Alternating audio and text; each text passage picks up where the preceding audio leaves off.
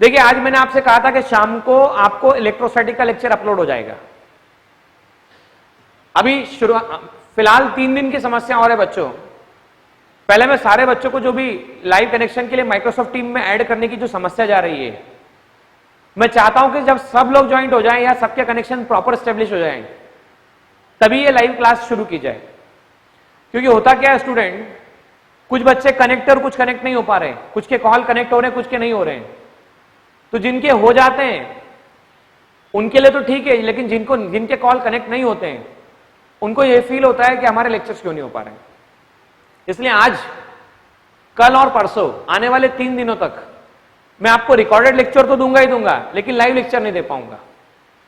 और आगे चल के हम रिकॉर्डेड और लाइव दोनों लेक्चर के कॉम्बिनेशन के साथ वर्कआउट करेंगे। लाइव लेक्चर से आपके साथ मेरा इंटरेक्शन बना रहेगा और रिकॉर्डेड लेक्चर से आपको नेटवर्क का कोई भी इश्यू हो, कोई समस्या हो, कनेक्टिविटी में प्रॉब्लम हो, वो नहीं होने वाली। तो चलो शुरू करते हैं इलेक्ट्रोस्टैटिक के बारे में। मैंने कहा था इलेक्ट्रोस्टैटिक पढ़ाते वक्त द वर्ड इलेक्ट्रो और दूसरा पार्ट आपके पास आ रहा है स्टैटिक। देखिए इलेक्ट्रो मतलब कंसर्न विथ चार्ज और स्टैटिक मतलब रेस्ट। जिस फिजिक्स के जिस पार्ट में हम चार्ज की स्टडी रेस्ट पर करते हैं, सुनिएगा ध्यान से, फिजिक्स के जिस पार्ट में हम चार्ज की स्टडी किस पे करते हैं बच्चों, रेस्ट पे करते हैं, उसे इलेक्ट्रोस्टैटिक नाम दिया जाता है। लेकिन आपने 10th स्टैंडर्ड में बात सीखी थी जो मैं आज आपसे कह रहा हूं। आपने सीखा था 10th स्टैंडर्ड में, अगर चार्ज रेस्ट पर ना होते हुए मोशन करता है, अगर चार्ज रेस्ट पर ना होते हुए मोशन करता है, तो मोशन करने के बाद आपने 10th क्लास में से क्या कहा था, मोशन को कहते हैं डायनेमिक्स। तो बात है चार्ज का डायनेमिक्स, चार्ज का मोशन। चार्ज के मोशन को आपने जो नाम दिया था वो करंट नाम दिया था, और इसे हमने ऐसा कहा था rate of flow of charge is called current. तो आज जो हम चैप्टर शुरू कर रहे हैं इलेक्ट्रोस्टैटिक, हालांकि इसी इलेक्ट्रोस्टैटिक से आगे चल के डायनेमिक्स से, करंट से, और करंट के आगे इफेक्ट को हम देखेंगे जिसे हम कहेंगे मैग्नेटिक इफेक्ट। तो बेसिकली ये जो चैप्टर है, ये total chapter electricity and magnetism के नाम से जाना जाता है। ना इलेक्ट्रिसिटी एंड मैग्नेटिज्म मतलब दोनों आपस में कंसर्न रहेंगे जो हम आगे डिस्कस करने वाले हैं। हमारा फोकस पूरे टाइम केवल और केवल एक ही बात पे रहने वाला है, और वो है चार्ज का स्टडी करना, वो भी रेस्ट पर। देखिए कई बार स्टूडेंट के मन में क्वेश्चन आता है कि सर आपने अभी ये तो कहा कि चार्ज की स्टडी वो भी रेस्ट पर, लेकिन सर अगला क्वेश्चन ये है कि ये चार्ज वर्ड होता क्या है। तो देखिए चार्ज क्या वर्ड होता है, इसको समझाने के लिए कुछ ऐसे एग्जांपल्स लेंगे हम लोग, और वो एग्जांपल्स क्या है तो सुनिएगा ध्यान से, वो एग्जांपल क्या है। पहला एग्जांपल है ग्लास रॉड को जब रब किया जाए सिल्क के साथ में। तो ग्लास रॉड को सिल्क के साथ रब करने पर ऐसा कुछ पाया जाता है प्रैक्टिकली कि मान लीजिए आपने ग्लास रॉड को रब किया, ये सिल्क के साथ रब किया। ग्लास रॉड को सिल्क के साथ रब करने पर ऐसा कुछ होता है जिससे ग्लास रॉड में पेपर पीस को अट्रैक्ट करने की टेंडेंसी डेवलप हो जाती है, या ग्लास रॉड किसी अदर सिल्क के ऑब्जेक्ट को अट्रैक्ट कर सकता है। दूसरा एग्जांपल स्वेटर वाला एग्जांपल, विंटर सीजन में आप कई बार स्वेटर जब उतारते हैं तो आपको स्वेटर में क्रैकलिंग साउंड महसूस होता है, करंट सा महसूस होता है। मैं तीसरा एग्जांपल देना चाहूंगा, आपके घर में आपने आपके छोटे भाई के साथ में, छोटी बहन के साथ में, या बड़े भाई के साथ में, या बड़ी बहन के साथ में, या परिवार के किसी भी मेंबर के साथ में आपने एक छोटा ट्रायल जरूर लिया होगा। आपने बिठा दिया उसको कुर्सी पे, और कुर्सी पे बिठाने के बाद में आपने टॉवेल से उसे पीटना चालू किया। तो आप क्या देखोगे, थोड़े समय बाद कुर्सी टॉवेल से हिट करने के बाद जैसे आप कुर्सी को हाथ लगाते हो तो आपको शॉक लगता है। यह घटना के साथ साथ तीसरी घटना भी आपने कभी, जब आप बहुत छोटे होंगे और आपके घर में टीवी होगा, और मैं उस टीवी की बात कर रहा हूं जो सीआरटी टीवी होता है। अब कई बच्चे तो सोच रहे होंगे सर ये सीआरटी क्या होता है। अरे वो डब्बे वाला टीवी, डब्बा बड़ा टीवी, वो जो बड़ा टीवी होता है ना, उस टीवी के पास में जब अपने आप हेयर्स ले जाते थे इस तरह से, तो वो हेयर्स पूरे के पूरे अट्रैक्ट होना शुरू हो जाते थे। ये एग्जाम्पल और और एक और एग्जांपल देता हूं इलेक्ट्रोस्टैटिक समझने के लिए। पॉलिस्टर की साड़ी, साड़ी मतलब जो महिलाएं साड़ी पहनती उसी की बात कर रहा हूं मैं। ये साड़ी जब आप किसी मार्केट में या किसी शॉप में जाएं और जब कोई पर्सन आपको साड़ी बता रहा होता है तो देखिए पॉलिस्टर की साड़ी में क्रैकलिंग साउंड फील होगा। कई बच्चे गलत सोच रहे हैं, गलत मत सोचिए, सच्ची बात सोचिए, अच्छी बात सोचिए। आप बच्चे हैं, बच्चे जैसी बात सोचिए।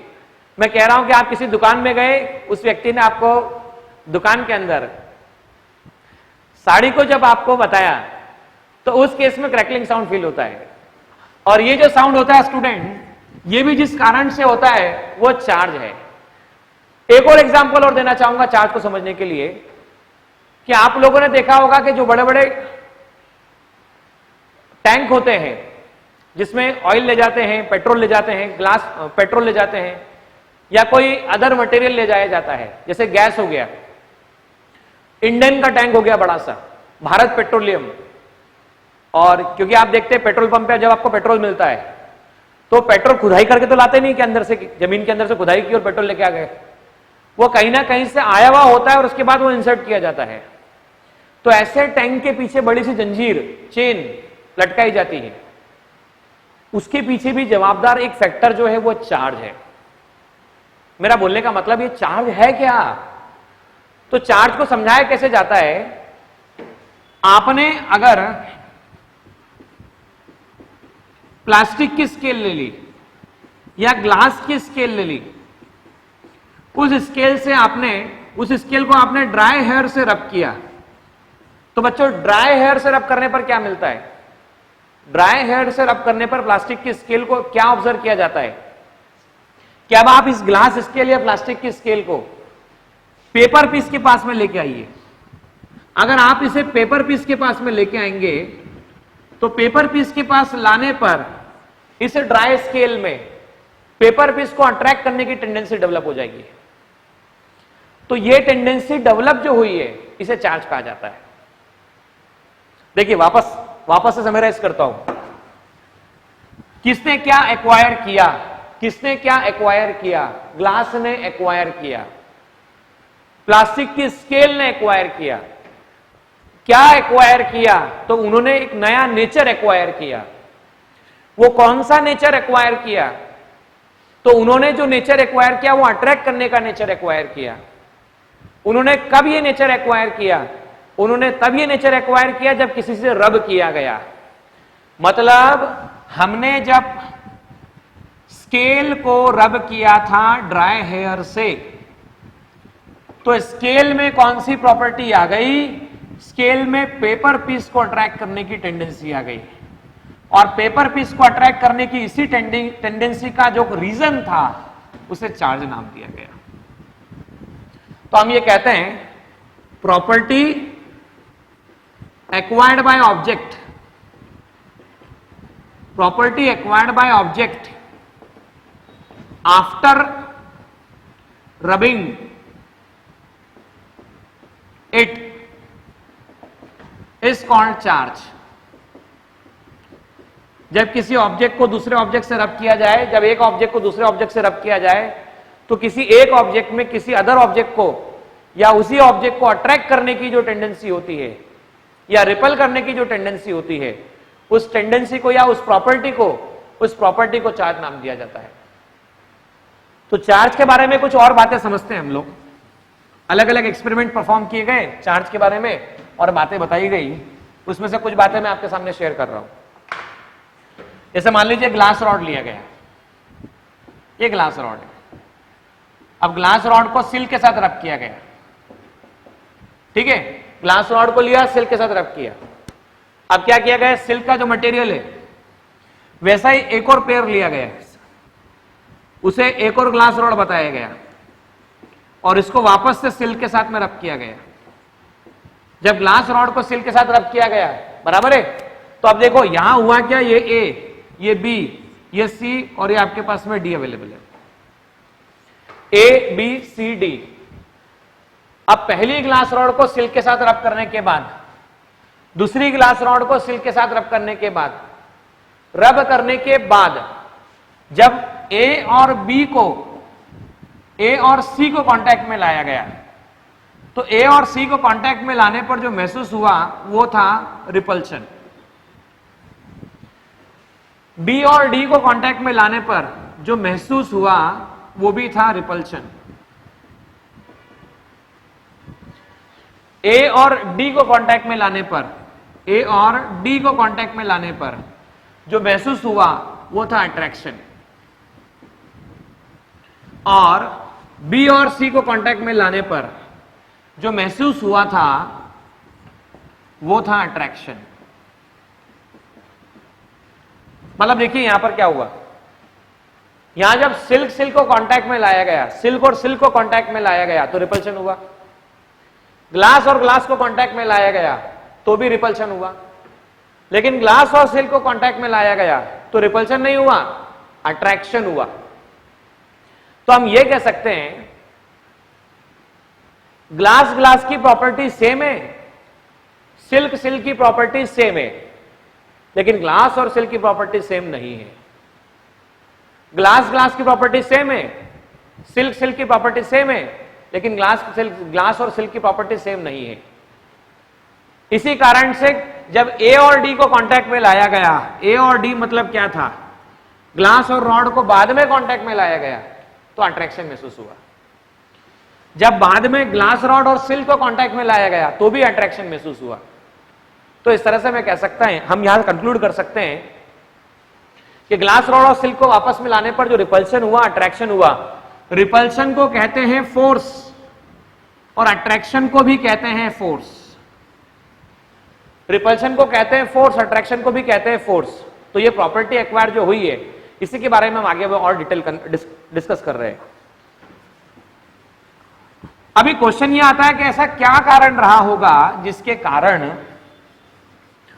रब करने के बाद दोनों में अट्रैक्ट करने की टेंडेंसी डेवलप हो रही है, रब करने के बाद दोनों में रिपल करने की टेंडेंसी डेवलप हो रही है। क्या कारण रहा होगा? देखिए मैं आपको कुछ एक्सप्लेन करता हूं, कुछ बातें। 19वीं सेंचुरी में जब इलेक्ट्रॉन की डिस्कवरी हुई, जे थॉमसन ने जब इलेक्ट्रॉन के बारे में आपको जानकारी दी और जब स्ट्रक्चर ऑफ एटम आपने सीखा, तो स्ट्रक्चर ऑफ एटम सीखने पर आपको ये बात सीखने को मिली थी कि दुनिया का हर मैटर जिससे मिलकर बना होता है वो एटम होता है।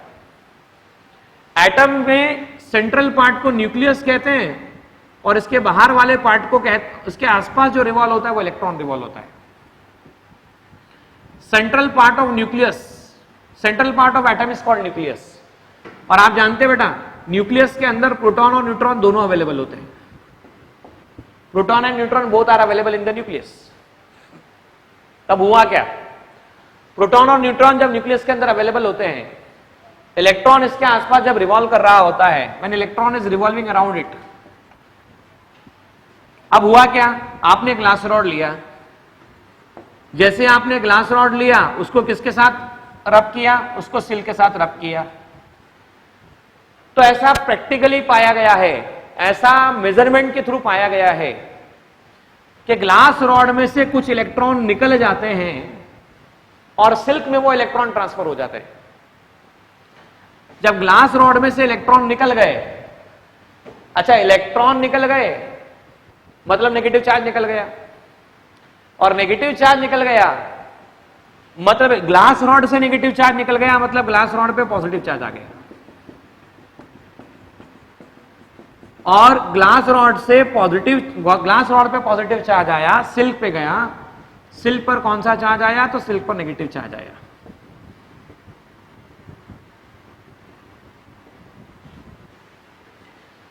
ग्लास से इलेक्ट्रॉन निकले मतलब नेगेटिव चार्ज निकला, नेगेटिव चार्ज निकला मतलब उस पर कौन सा चार्ज आया, पॉजिटिव चार्ज आया। अच्छा इलेक्ट्रॉन निकल के गए कहां पर भाई, इलेक्ट्रॉन निकल कर गए सिल्क पर, तो सिल्क पे कौन सा चार्ज आया, तो सिल्क पे नेगेटिव चार्ज आया।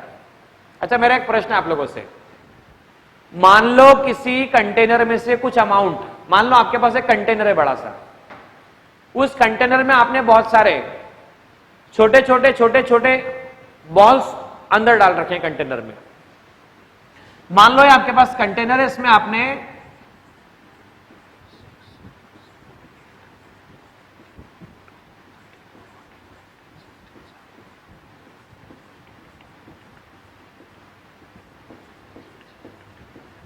मान लो 30 बॉल्स इस तरह से अरेंज किए, आपने इस कंटेनर को खाली किया या इसमें एक बहुत बड़ा सा होल कर दिया। होल करने के कारण ये पूरी की पूरी लेयर गायब हो गई, और मान लो होल करने के कारण जो लेयर गायब हुई उससे इसमें जो बचे, जैसे देखिए यहां पर 30 बॉल्स नजर आ रहे हैं, और मान लो यहां पर 24 बॉल्स अवेलेबल है। ये 30 बॉल्स है, यहां पर 24 बॉल्स है, 6 बॉल्स ड्रॉप हो गए। तो आपसे पूछूंगा बताइए कौन से कंटेनर में, ए कंटेनर में या बी कंटेनर में मास ज्यादा होगा। देखिए अभी 30 बॉल थे तो मास ऑफ ए, मान लो एक बॉल का मास 1 किलोग्राम है, तो मान लीजिए यहां पर ऐसा मैं कहता हूं ये 30 किलोग्राम मास होगा। अब मास ऑफ बी कंटेनर जो होगा वो 24 किलोग्राम मास होगा। तो आप खुद ही बता दीजिए दोनों में से मास बड़ा किसका आया। तो मास जिसमें से ड्रॉप हो जाएगा उसका मास लेस हो जाएगा। अब यहां देखो ग्लास रॉड और सिल्क में देखो, ऑब्जर्व करो आप इस बात को। जब ग्लास रॉड और सिल्क को रब किया गया, ग्लास को सिल्क के साथ रब किया गया, तो हुआ क्या, ग्लास रॉड को सिल्क के साथ रब करने के बाद में ग्लास से इलेक्ट्रॉन निकले, स्टूडेंट ग्लास से इलेक्ट्रॉन निकले तो किससे निकल कर गए, ग्लास रॉड से गए। किस में पहुंच गए, तो सिल्क में पहुंच गए। जब इलेक्ट्रॉन ग्लास रॉड से सिल्क में पहुंचे तो बताओ, आप लोग बताओ सब लोग मिलके, मास किसका कम हुआ होगा। अरे भाई इलेक्ट्रॉन जब निकला है तो मास तो कम होगा ग्लास का, और मास किसका बढ़ेगा, सिल्क का बढ़ेगा। इसलिए हम कहते हैं जब किसी ऑब्जेक्ट को रब किया जाता है तो एक ऑब्जेक्ट का मास डिक्रीज होता है और दूसरे ऑब्जेक्ट का मास इंक्रीज होता है। Mass of one object decreases and mass of other object increases, ऐसा कहा जा सकता है। तो यहां ग्लास रॉड का मास कम हो जाएगा, सिल्क का मास ज्यादा हो जाएगा, बढ़ जाएगा, कंपेरेटिवली थोड़ा सा ज्यादा बढ़ेगा। अब हुआ ऐसा, मैंने कहा था आपसे कि वापस से हमने एक पेयर लिया था, तो ग्लास रॉड पर जो चार्ज आया उसे पॉजिटिव नाम दिया गया। ये रहा ए, ये रहा बी, ये सी, और ये आपके पास में इस तरह से डी। एक और ग्लास और एक और आपके पास में सिल्क अवेलेबल है। तो जब भी ग्लास रॉड को सिल्क के पास में लाया जाए, तो ग्लास को सिल्क के पास में लाया जाए मतलब पॉजिटिव और नेगेटिव। तो आप खुद बताओ बच्चों, पॉजिटिव नेगेटिव के बीच में क्या होता है, तो पॉजिटिव और नेगेटिव के बीच में अट्रैक्शन होता है। पॉजिटिव और नेगेटिव के बीच में अट्रैक्शन होता है, पॉजिटिव और नेगेटिव के बीच में अट्रैक्शन होता है। और देखो दोनों को पास में लाया गया, ए और सी को, तो देखो पॉजिटिव पॉजिटिव रिपल्शन। अब दोनों को पास में लाया गया तो नेगेटिव नेगेटिव रिपल्शन। तो इसलिए इसे ऐसा कहा जाता है, same charge repel each other, opposite charge attract each other. Same charge each other attract each other, opposite charge, same charge repel each other, opposite charge attract each other.